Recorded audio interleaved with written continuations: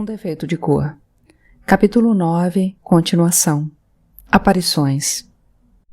As portas do salão foram fechadas e nos preparamos para a longa cerimônia. Todos se acomodaram da melhor maneira possível, sentados no chão ou de pé, sendo que as mulheres e as crianças ficavam de um lado e os homens do outro. Um grande espaço na frente do salão era considerado sagrado, e ali ficavam os alagbês e seus tambores, e algumas cadeiras para os eguns se sentarem, se quisessem. Separando esse lugar da parte onde ficávamos, havia uma série de ixãs fincados no chão, formando uma espécie de cerca, servindo de proteção entre o mundo dos mortos e os que estavam preparados para circular entre eles. E nós, que estávamos apenas assistindo, representantes do mundo dos vivos.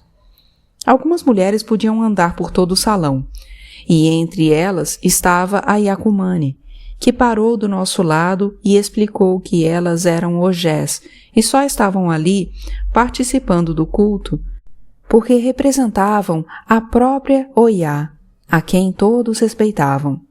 Elas também tinham muitas obrigações, costuravam as roupas usadas pelos espíritos, mantinham a ordem no salão durante o culto, puxavam cânticos especiais que só elas tinham direito de cantar e respondiam aos cânticos iniciados pelos eguns. Também tinham que conhecer todos os assentados na casa, suas preferências e manias, e zelar para que nada lhes faltasse, além de saber interpretar tudo o que falavam, o que às vezes não era compreensível para muitas pessoas. Alguns deles já tinham morrido havia muito tempo e falavam palavras e termos que ninguém mais usava fora dos cultos, ou até línguas que já tinham morrido junto com determinados povos. As mulheres chamaram-a e formaram uma grande roda para cantar e dançar para vários orixás, principalmente para Exu, pois, sem o consentimento dele, nenhum ritual acontece sem problemas, e para Ossain, o orixá das ervas, sem as quais nada é feito. Sabendo quais os eguns que seriam invocados naquela noite, elas começaram a bater palmas para Xangô, acompanhadas pelos tambores em um ritmo chamado alude, o preferido do antigo rei dos Iorubás. A porta do salão se abriu de repente e deu passagem à imponente figura do primeiro egum, que provocou muita agitação. Eu já esperava a aparição dele a qualquer momento, mas fiquei impressionada pelo modo como ele tomou conta de todo o ambiente. E aquele ainda brandia no ar o ozé, o machado de 2 pontas de Xangô. Estava bastante animado e foi seguido de perto pelos Amuixãs, pois a todo momento ele ia na nossa direção, causando grande tumulto. Às vezes, os ogés tinham que encostar os ixãs no peito do egum e segurá-lo à força, até conseguirem levá-lo para aquele espaço sagrado, por trás dos ixãs fincados no chão. O seu Atokun, o sacerdote que o invocava, quase teve que interferir, pois os eguns respeitam bastante esse tipo de sacerdote, porque é ele quem os traz para o contato com a vida, com os vivos. A Iomide disse que já tinha visto muitos atokuns dando verdadeiras broncas em eguns muito afoitos, e eles ouviam como se fossem crianças tomando reprimenda dos pais. Ela disse também que aquele era um egum poderoso, pois vestia a roupa completa, que é chamada de eku e feita com várias tiras de pano de mais ou menos 7 a 8 polegadas de comprimento, que o cobria da cabeça aos pés. Ou o que deviam ter sido a cabeça e os pés quando em vida, porque o que estava ali embaixo era apenas o espírito, que andava como se estivesse flutuando pelo salão a grande velocidade. No caso daquele egum, as tiras eram principalmente brancas e vermelhas, em homenagem a Xangô, e elas pendiam de uma espécie de chapéu, chamado abala, e da túnica que terminava em luvas e sapatos de pano, para esconder as mãos e os pés.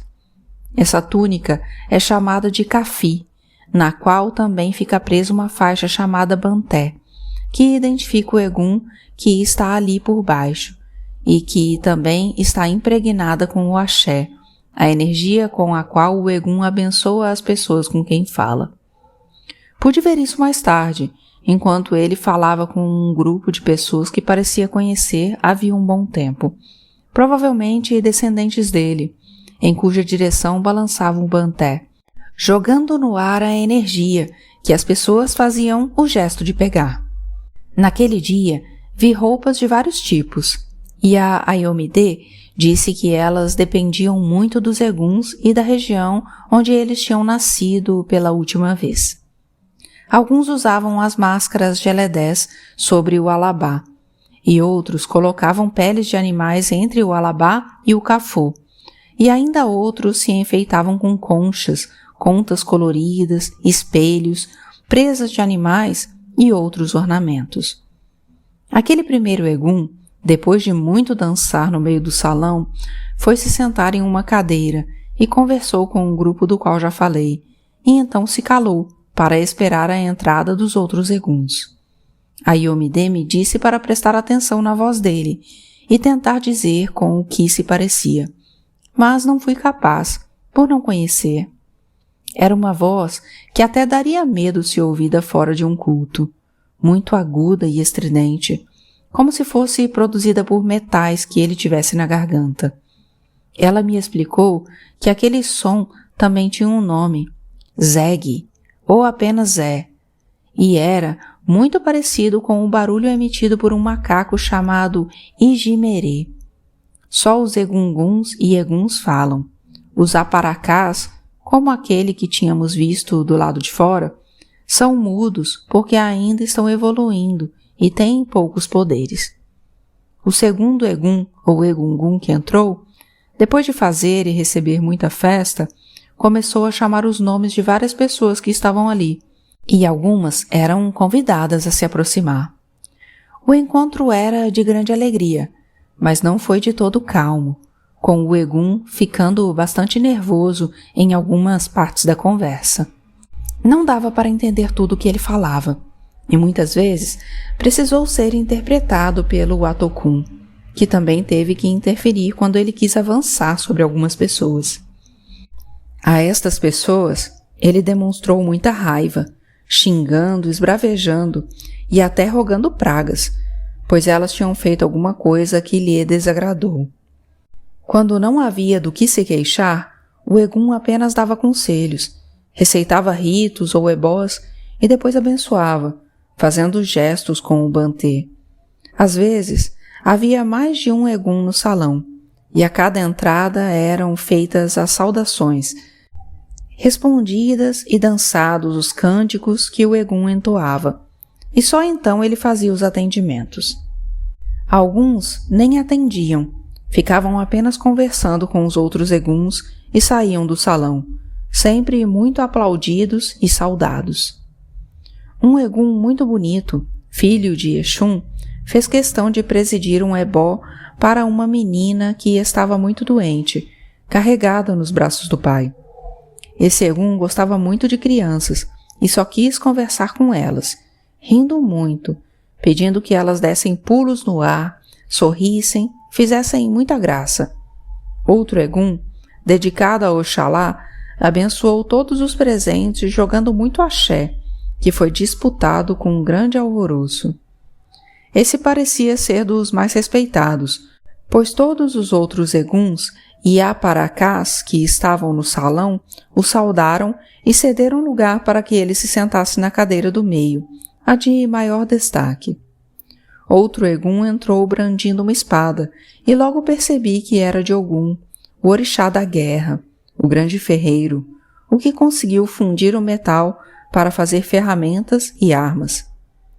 Depois de pelo menos 8 horas de entra e sai de eguns, egunguns e aparacás, e depois de quase mais nada ser novidade para mim, eu já estava cansada de ficar presa ali dentro, onde, além de tudo, fazia muito calor. Percebi que lá fora o dia já estava amanhecendo e senti muito cansaço, sono e fome. Recado. Se naquela época eu tivesse conseguido interpretar o que o Ogum disse, na certa não teria saído de lá tão arrependida de ter ido. Mas eu não tinha como saber. Não tinha. Os últimos Eguns já estavam se despedindo quando a Yakumani percebeu meu desânimo.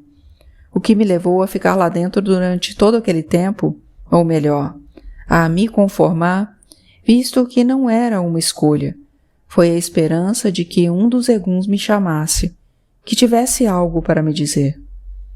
Por ter me levado até lá, a Yakumani devia estar se sentindo um pouco frustrada ou culpada e falou alguma coisa para um Atokun que estava perto dela.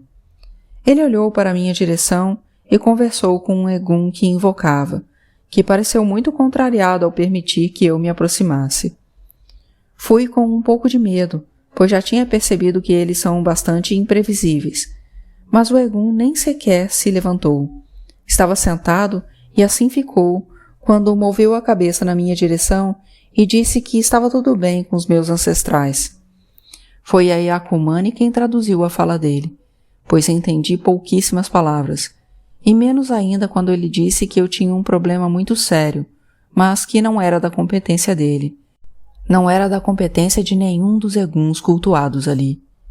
Eu quis saber se pelo menos ele podia dizer que problema era esse, e ele respondeu que não, que um dia eu descobriria, mas não estava autorizado a falar. Então recebi a bênção e me afastei, achando que a mãezinha da ilha de Taparica tinha feito certo, não permitindo que eu fosse com ela ao terreiro de Eguns de lá. Aquilo não era mesmo para mim, e decidi fazer oferenda aos Voduns, a Xangô e a Oxum, assim que chegasse ao Idá. No caminho de volta, eu e a Conceição tivemos a companhia da Yakumani, que me pareceu preocupada e disse que aquilo era muito raro, os Eguns não quererem se intrometer na resolução de um problema. Mas eu estava com raiva, achando que tinha perdido tempo e caminhada, e resolvi não levar a conversa adiante. Cheguei em casa exausta.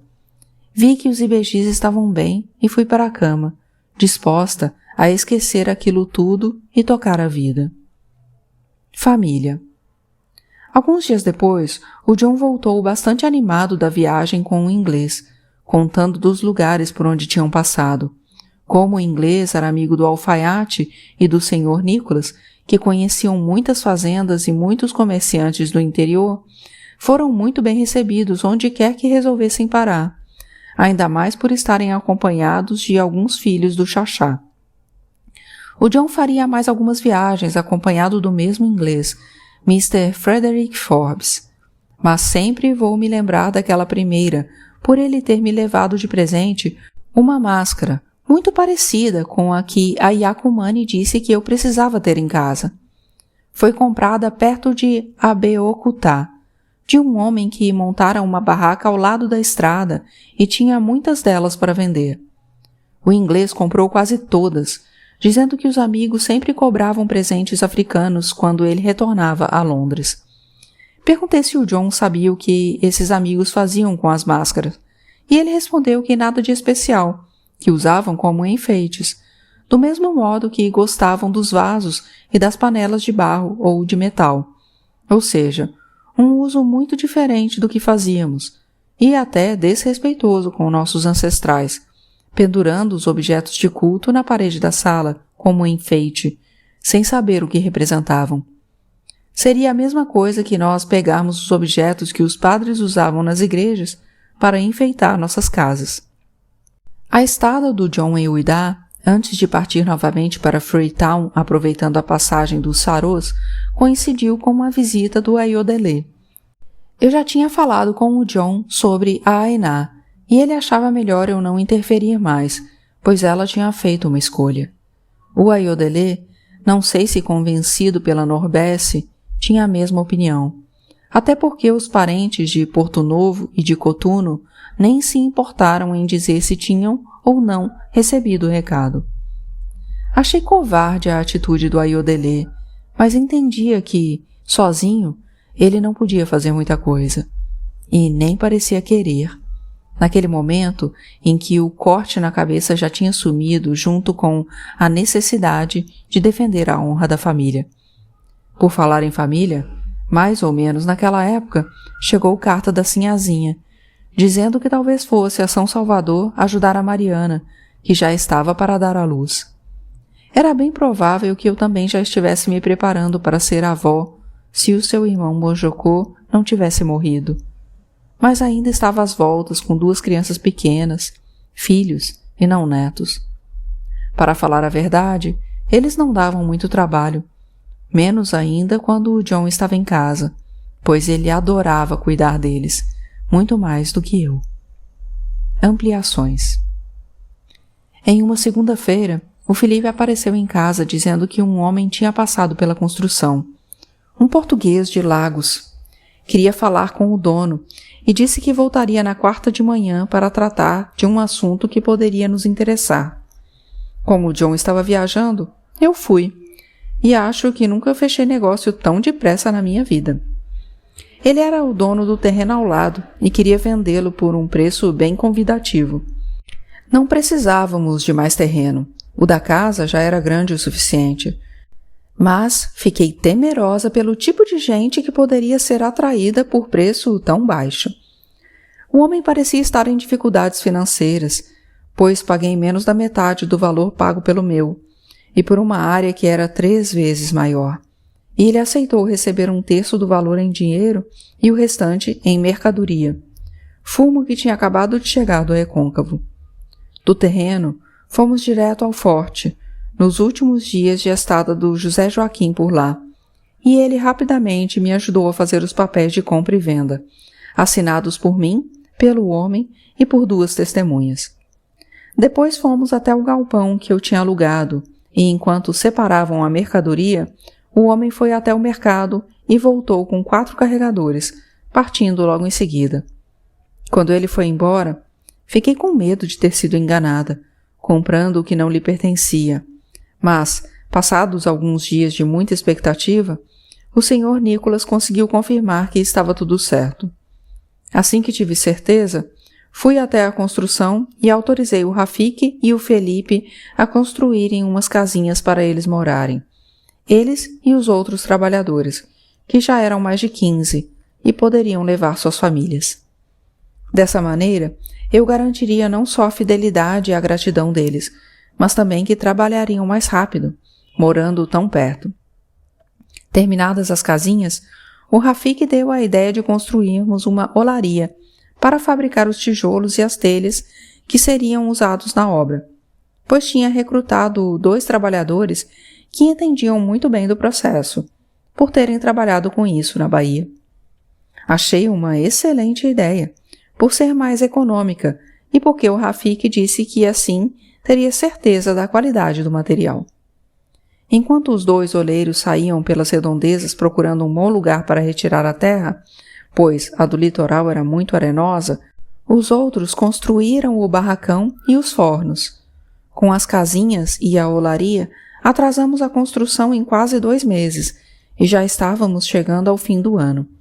Mas foi bom porque, sem ter muito o que coordenar, pude participar de todas as reuniões do Comitê Brasileiro, que se tornaram mais frequentes por conta da festa do Bonfim, no início do ano seguinte. Quase a casa. O mais importante era que chegasse padre novo na capela do Forte Português, para celebrar a missa do Senhor do Bonfim. O Sr. Nicholas era um dos mais animados, por causa da filha, e se encarregou pessoalmente de garantir que fosse mandado um padre de Portugal, ou das ilhas de São Tomé e Príncipe, ou, se fosse o caso, até mesmo do Brasil. Para as outras providências foram montados diversos grupos, e cada um se encarregou de uma parte da festa. Todos queriam organizar a burrinha, que prometia ser o ponto alto da festa, mas preferi ficar no grupo encarregado do piquenique. Apesar de não ter visto burrinha nenhuma na Colina do Bonfim, em São Salvador, achei que era uma boa ideia, pois animaria a celebração. Naquele ano, estávamos muito mais unidos, tanto que resolvemos preparar juntos uma ceia de Natal à brasileira, servida na casa do Sr. Nicholas. uma das filhas dele sabia puxar o rosário, e foi com gosto que rezamos todos juntos, principalmente quando percebemos que alguns criados, selvagens, olhavam com muita curiosidade para saber que tipo de culto era aquele. Fez muito sucesso o cozido de carne de sol que preparei com ingredientes que o Tico tinha mandado da Bahia. Eu tinha ficado muito feliz com a última carta dele, dizendo que estava recuperando o ânimo e a graça de viver, por conta dos contatos comerciais que estávamos fazendo. Disse, inclusive, que já tinha provocado inveja no Hilário, para quem as coisas não iam tão bem, o que, de certa forma, o deixava satisfeito, por causa da petulância do irmão e da cunhada. No dia seguinte à ceia, novamente nos reunimos para comer o que tinha sobrado. E depois, alguns brasileiros quiseram me acompanhar ao terreno para ver a obra.